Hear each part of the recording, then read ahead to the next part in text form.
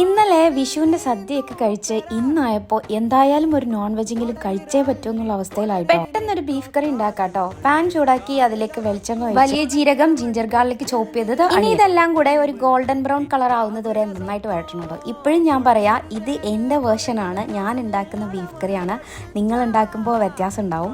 ഇനി ഇത് വഴണ്ട് കഴിയുമ്പോൾ അതിലേക്ക് സ്പൈസസ് ആഡ് ചെയ്ത് കൊടുക്കാം. ഞാനിവിടെ മുളക് പൊടി, മല്ലിപ്പൊടി, മഞ്ഞൾപ്പൊടി, ഗരം മസാല ആട്ടോ ആഡ് ചെയ്ത് കൊടുക്കും. ഇതിന്റെ പച്ചമുളകൊക്കെ മാറിക്കഴിഞ്ഞപ്പോൾ ഞാൻ ഇതിലേക്ക് തക്കാളി ആട്ടോ ആഡ് ചെയ്ത് കൊടുക്കുന്നത്. അതും നന്നായിട്ട് അടച്ചു വെച്ച് കുക്ക് ചെയ്തതിന് ശേഷം ഇനി ഇതിലേക്ക് നമ്മൾ നേരത്തെ വേവിച്ച് വെച്ചേക്കുന്ന ബീഫ് ആട്ടോ ആഡ് ചെയ്ത് കൊടുക്കും. ബീഫ് അപ്പോൾ ഓൾമോസ്റ്റ് കുക്കായി. ഞാനിവിടെ കപ്പ ബിരിയാണി ആട്ടോ ഇന്ന് ഉണ്ടാക്കുന്നത്. അപ്പോൾ എൻ്റെ ബീഫ് നന്നായിട്ട് വറ്റിയതിന് ശേഷം കപ്പയിലോട്ട് ബീഫ് ആഡ് ചെയ്യാണ് ചെയ്യുന്നത്.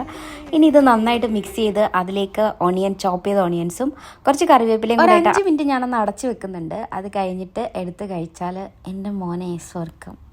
ഈ ഒരു റെസിപ്പി നിങ്ങൾക്ക് ഇഷ്ടമായിട്ടുണ്ടെങ്കിൽ എന്തായാലും ട്രൈ ചെയ്ത് നോക്കാം. നിങ്ങളുടെ അഭിപ്രായങ്ങൾ കമന്റ്